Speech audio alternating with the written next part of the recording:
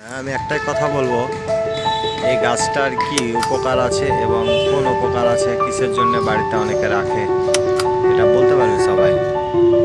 আমি অবশ্য রেখেছি বাড়িতে একটা, তো অনেকটা বড় হয়েছে। ছোট